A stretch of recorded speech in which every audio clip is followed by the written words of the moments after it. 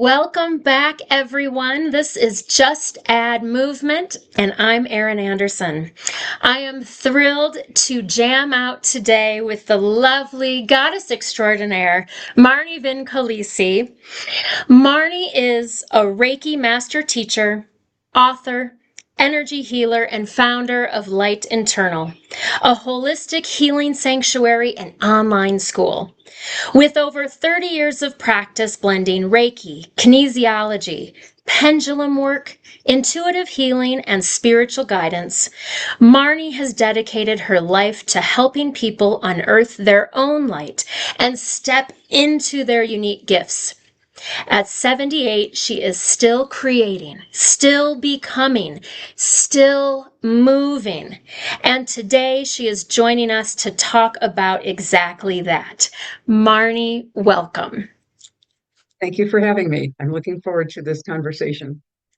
I am too. I am so honored to get to spend time with you in this way, to really dive in to the three questions that holds and anchors this specific conversation and podcast. But your energy has always been something I just love to be around. So I'm thrilled to introduce new people to your energy. So with that, I'll dive right into the first question, Marnie, of what do you know to be true about the body based on your body of work?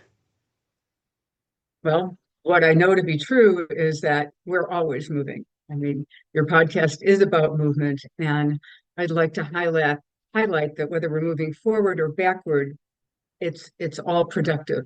Because even when we move backward, we're looking back into what we did, how it worked, how it changed us, how it moved us, and it's all valuable. But we're never standing still. We're never stagnant. Even if we're just sitting in a chair, our minds are constantly moving, creating, thinking, wondering if I did it different, what would happen? How can I change it now? So we're always moving, and I think I love looking into that that helps. because, yes, you're honoring this constant. I don't know if you have another word you might say. I sometimes play with evolution. I'm curious how you would frame that because you do work with the body and energy in such expansive ways across time, space. And so, how do you see that within your work? The body is here with you, you're working with them, and yet you're moving in all these different realms. Yes, well, at 78, I've moved a lot.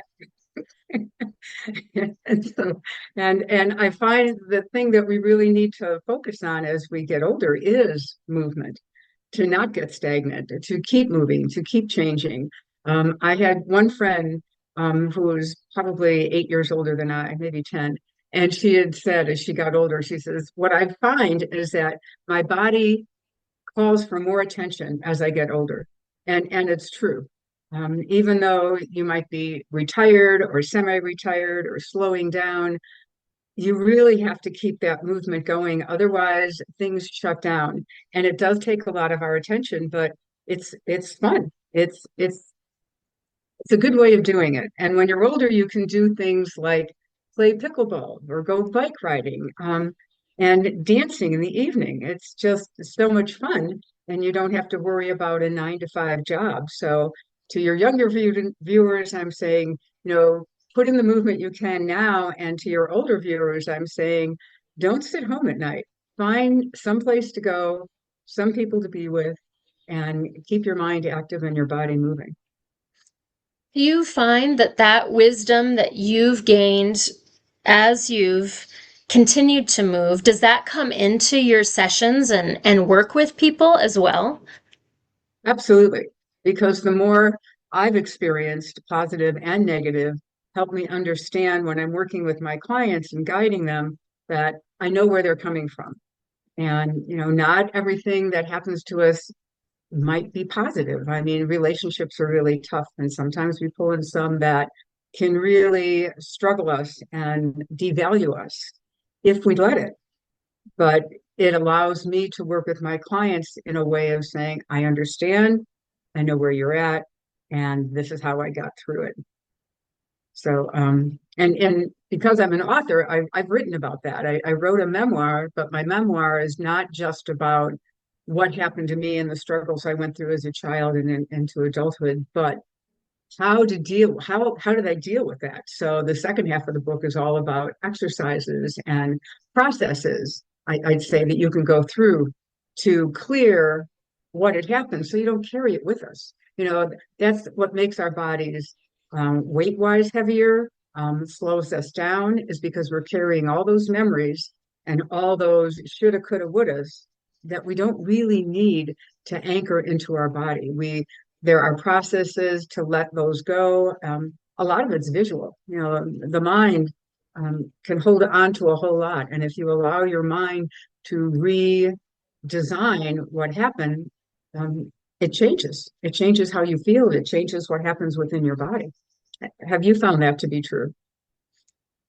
Yes, I mean, and I'm thinking of the word neuroplasticity, which I saw in some of what you had shared with me as we got ready for this conversation, where there's like a really deep internal movement that's also always happening, and we're either going to get in the rut of the movement or we're going to create new movement.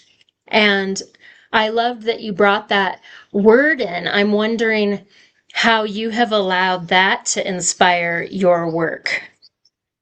And the word you're referring to is Neuroplasticity.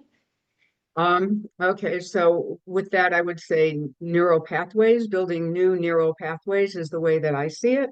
Mm-hmm. And if we keep those old pathways going, triggering us constantly, that's what happens. But we can move into another part of the brain, give it a different picture to look at, even though that's not what really happened.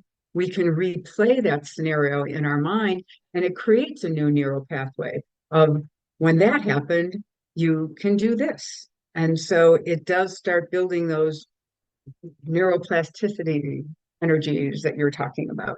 So that's how I see thinking changing and moving through it and not holding on. You have this really amazing way of working with a tool known as a pendulum. And I don't think a lot of people are familiar with that, but I imagine it as like an extension of our body. And I just had that image come as you were talking about creating new neural pathways. And I was wondering if you find the pendulum responding to people creating new energy and new moments. I'm just so curious. I don't know as much as you about pendulum work, and so I would love to bring that into this movement conversation. Okay, well, interesting that you mentioned that because I'm sitting at my desk and there's always one here. And it's not like a tarot card that, it's telling me what to do it's not telling me what to do. As you said, it's energy that flows through you. So as a Reiki Master Teacher, I teach people how to connect to the infinite love of the universe, channel it through their head, into their heart, out their hands, into their own energy field or someone else's energy field, or into a situation. It's all energy, just like electricity. We don't have to be at the transformer to get it. We can just channel it through. So the same thing with the pendulum. With the pendulum, all this does is double check my intuition. I'm thinking about something, or my client is telling me something, and I get, oh, that's not what it is. We're going to come in the back door and look at this a different way that someone's not seeing, but I'll double check it with the pendulum. Am I correct? Is this the right direction to go? And it'll tell me yes or no. But actually, with a pendulum, I actually go further. I go into percentages because it's not always 100% yes or 100% no. And so the channeling that I teach people how to do of head, heart, hands goes through my hand into a tool, into a pendulum, into a card, you know, um, into a bottle of water. You can channel energy into anything. And so it's just always double checking. But bottom line is you are the one that's bringing in the information. This is your higher self giving you the information of how you can go through life, how to deal or connect with other people. So when I work with a client, it's like I'm connecting higher self to higher self, not human self to human self. And so when we learn how to work on that higher level, conversations are easier. We get through the difficult situations differently because we're hearing what they're saying from their heart or their higher self or their intellectual self, not their human self. Mm. I love this, and I love Reiki for that. As you know, you said at the beginning of our conversation, everything is movement, and I loved learning and adding Reiki into my own work because of this movement. And so I'm just wondering if there's anything else you would add to this.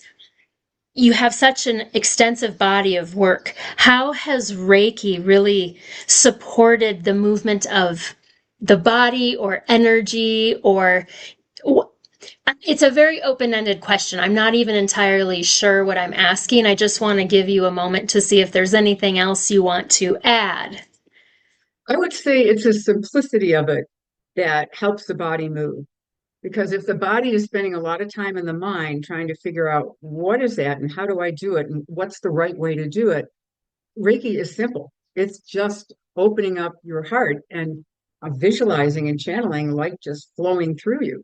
You know, on my license plate, I have a personal license plate that says I am light. You know, and and people sometimes comment on it, but it says I'm light and so are you. So if that's all you have to think about, the mind doesn't have to spend time figuring out how do I do it. You are it. You don't have to do it. You're already it. So I don't know if that makes sense, but yeah, it's simple. Yeah, It's Reiki's simple. beautiful.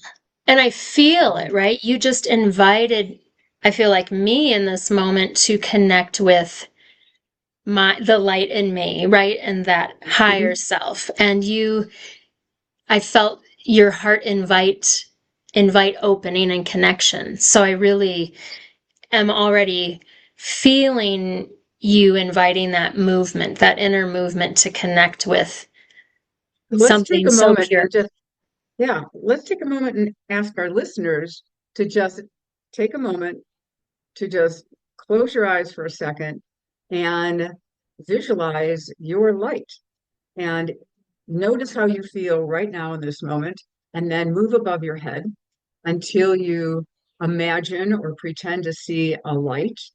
And sometimes it has color, but if it doesn't, you can give it a color you like. And I'm going to give you a second to get there because it doesn't take long. And then imagine bringing that light down. And as it touches your aura, it channels around your body, probably about, let's say 2 feet outside your body. And then that light radiates in to your body and into your heart. And just accept that for a moment.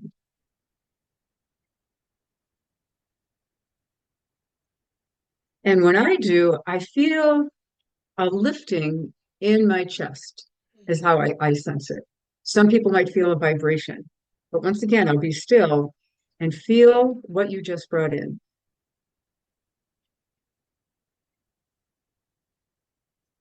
It's subtle. I mean, it's raising up to my throat because I'm expressing how I feel about it. So that's how I follow it.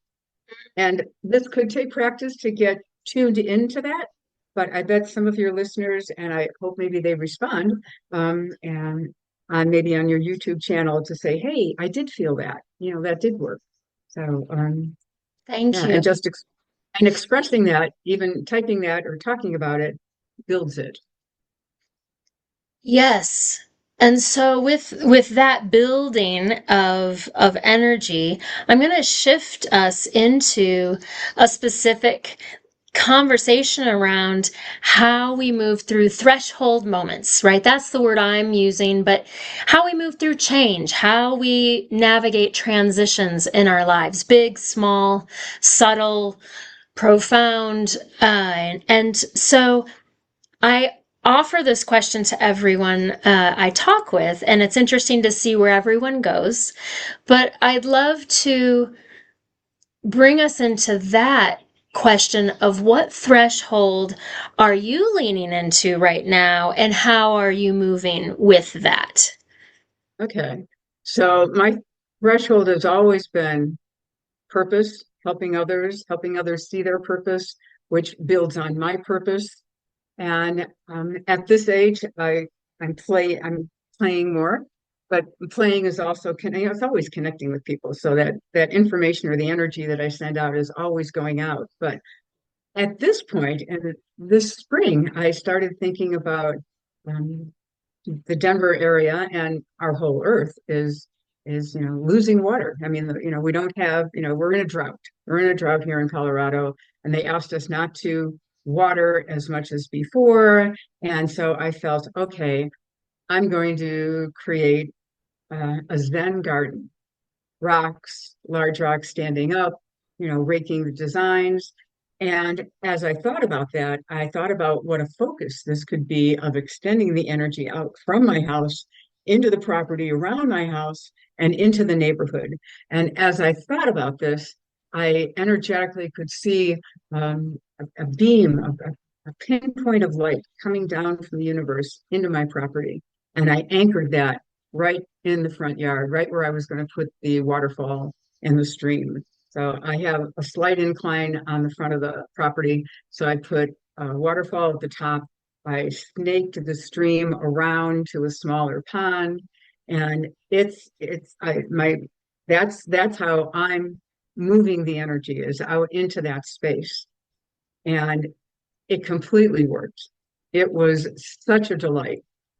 We had my landscaper I've known for probably 15, 20 years. And he brought in a team of young men, and most of them did not speak English. And they had so much fun. When they saw me, when they put in the rocks, the big rocks and then the small rocks, and I had a friend help me make a rake, this heavy wood rake that zigzag, that's a Zen rake, and it makes the lines. You can't buy it, you have to make it.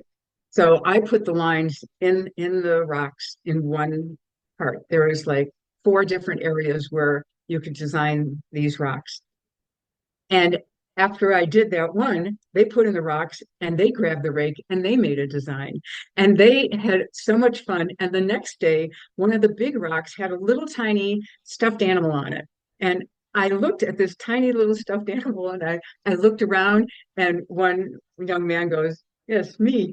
So he had fun. He brought this little toy from his yard or his house to put in my yard. I mean, it left that night, but it just sat on that rock all day long. And I realized that the energy was happening, the movement was happening. It was moving their bodies, it was making them feel comfortable. And once the project got done, I was really surprised to see there wasn't a neighbor that didn't stop by. They pulled over their car. They got out of their car and talked to me. They waved to me. They smiled. They told me what they liked. They said, "We've been watching this for years of how you change things here." And so the energy that I've done in the house, I know would radiate out, which people have found, but this even more so, that it really is a focus of a place that's peaceful. I mean, things are in turmoil right now in our area, throughout the world. And I feel as energy workers or as people that are conscious, which I feel your listeners are conscious, that we can do something. And each little precipice of light that we put in from our heart, from our body, from our property, it works. And we can make a difference. We are making a difference. And we are holding the space for Gaia, for Mother Earth, to get through this transition. And we will get through it. But we need to be conscious as we go through it and know that we don't have to get swept up in what's going on. We create our own energy field. And that energy field we can extend out into our property so that when people walk by, drive by, they go, oh, they take a breath. They go, isn't that beautiful? I mean, there's something about aesthetic beauty that's very important. It calms the mind, it calms the body, and it moves us towards it. We move towards aesthetic beauty. When you want to calm down, what do? You go to the walk, you go on a walk, we look at the mountains, we watch the sunset.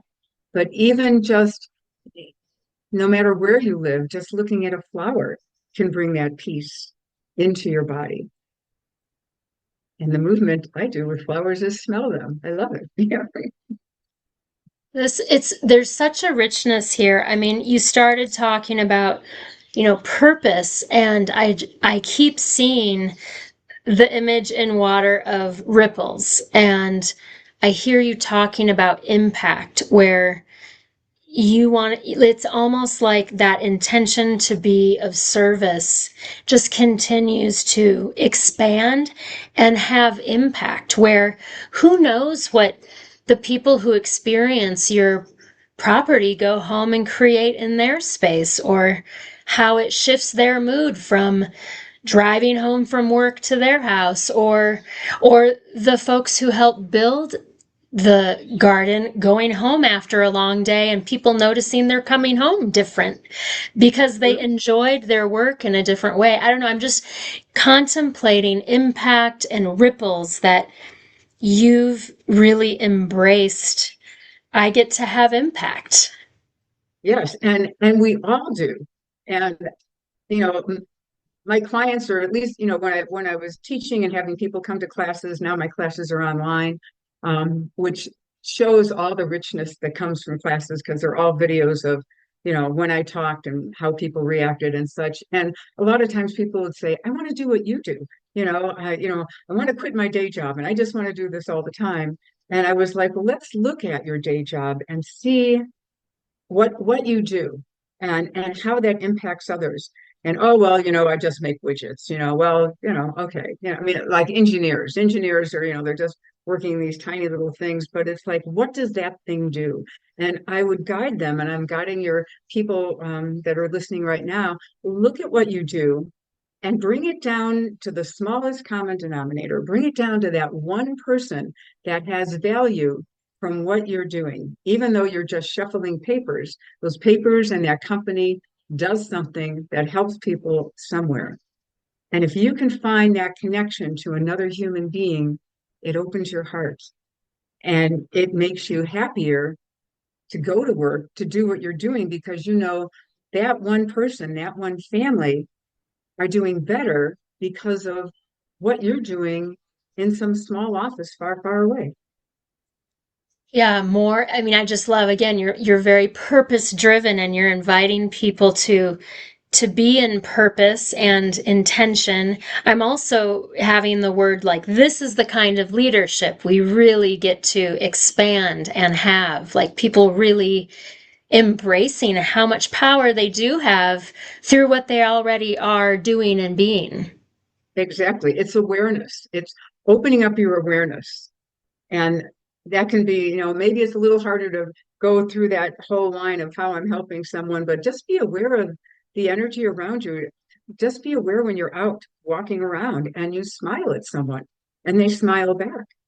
I mean, you have no idea what they were going through that day, and that smile might make a difference to what's happening. And I've heard stories about this before. Carolyn Mays talks about Invisible Acts of Power is one of her books. And in there, she had people send in stories of how their small acts helped someone else. And one was about a man who was very distraught, was walking across the street and going to go home and take his own life. And as he stood at the corner, the woman stopped her car and said, go ahead. And he says, no, you go ahead. And they went back and forth a few times. And he finally did walk across the street. And he did not go home and take his life, because he realized that someone recognized him as a human being, as a purpose, as a person. And that changed his life. So be aware of your surroundings and share and shed that light with everyone. I see so many people walk by, they don't even look at you. You're running down the street, or you're riding your bike or whatever, and it's like, I say hello to people, and they, oh, okay, because they're lost in their thoughts, and maybe bringing them back to your heart of saying hello.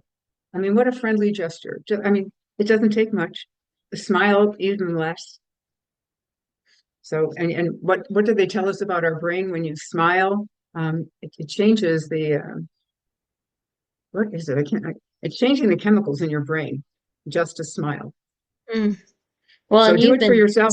well, Yeah. and you've been doing it toward me, and I feel, energized from that. I feel enlivened and activated, and I feel so grateful. I want us to take a few minutes to build off this energy that you're calling us into, even from the first segment where we connected with our heart and our light. And now, as we imagine that positive impact we have of power, and let's see what's present in this moment in our bodies. So I typically open it up for people to connect with me through movement or through some way of being in the body in the present moment. I don't know if there's something specific you're feeling inspired to welcome us into or to do, but I just want to have us take a couple minutes to connect with that energy, whatever that might be. Okay. I'm trying to figure out how to make this a body movement, but one thing I feel that people can focus on is their own Zen garden, their own peaceful space that they can build, which is body movement. I mean, we can't quite do it here, but thinking about even at your desk, some small kind of little fan thing you could do. And I mean, they sell little rakes that you can make that, or, on your lanai, your yard, but creating one space where you're focusing on this is my place of light. This is where I go. And I know people build altars for meditation and such, but I feel it's important to get out into the world and out into nature. Um, Gaia is very troubled. I mean, everything that we're seeing right now with earthquakes and fires and heat and lack of water is all Gaia reacting to what's happening energetically with people and struggles, and you're not doing it right, and I don't like this. And so I feel that going outside and doing a movement, creating something that holds a space of light for you is important for Mother Earth and important. And if we do it from the earth and keep honoring, bringing in an action of, gosh, I wrote this down yesterday, of bringing in love. Let's see, where is it? We're going to activate the power of love, peace, and harmony into the world, into Mother Nature, and into all the inhabitants here on Earth. And I'll write that down and send it to you so that it's here. But bringing in that's the purpose of whatever you're moving your body towards to do, even if it's just planting one plant, bringing one plant into the house, a basil plant or something that you can use in cooking, or they found that elders do better when they have something to take care of. There was a study done that they gave one group of elders a plant to take care of and the others they didn't. And after about a year and a half or two, they found that the ones that had the plant were happier, they lived longer, they didn't have as many struggles within their body. I mean, what a simple thing. So even though, you don't have to take a whole yard and fill it full of rocks, it's like, yeah, one movement. So let's just visualize that. Let's just, I don't know. I'm I not sure love how to that. move the body. Yeah, Yeah, yeah. taking a collective breath and moving the imagination, which you talked about at the beginning. Everything is movement. And so even this moment of imagining that impact of connecting with the earth in a meaningful way, in a sacred way. Okay, so yeah, we'll create a timeline from now into the future. And so seeing yourself building in the future that this ball of light, it's iridescent, because if the ball is iridescent, the light's iridescent, it touches all time frames. So this iridescent ball of light is going to work on the past, on the future, and on the present. Okay, in all levels. And just seeing that ball of light on your timeline is giving you the ideas to whatever it's going to be. And even though you don't have the idea right now, you've already put it on the timeline. So it's activating already. And all you have to do is just wait for it to tell you what it is. And how does it tell you what it is? You're going to go out and take a walk outside today. I don't know where you are. I don't know what time it is, but you know, within the next 24 hours, take a walk. And while you're walking, it's a sacred walk, and see what calls your attention. Do you see a butterfly? Do you see a dragonfly? Do you see an ant? You know, I mean, an ant, my gosh, they're so strong. They can move things way bigger than them. um, Bugs, flies, they all are, just see what comes to your mind and play with that thought and see how does that play with this iridescent ball of light that you put on your timeline that's going to help you continue to move forward. And that ball may move further down the timeline. It might back up behind you to bring in a memory of something that you did before that will work. I mean, it's interesting. It's a simple process of just with your mind's eye, see where that ball of light is at. Is it in front of you? Is it behind you? Is it right on you? Just when you wake up in the morning, where is it right now? I'm going to move into that. Oh, it's behind me. Okay, then I've got to think about what I did in the past that's going to make this movement appear. I love connecting with each of my guests because we get to keep expanding our concept and our experience of what movement is, and jamming out to just add movement into our lives in all different ways. I feel so grateful for what you've created and called in for us to move, Marnie. And as we finish up for today, I'm wondering, as you connect, is there anything else that wants to come through that you want to share with us? I love you. Mm-hmm. And I love that you put this together. And I want to extend the love that I feel for life and people out into everyone that's listening, and know that we're all valuable, we're all lovable, and we're all perfect just the way we are. No mistakes have happened. It's just experiences. There's nothing to learn. Just move forward and experience life, because you have all that knowledge. That light that you brought in over the top of your head is all the information you'll ever need. And it's all there, and it's within you. Taking a Namaste. collective breath, yes, to receive even just a little bit more. So much love and movement to everyone. Thank you, Marnie. Thank you.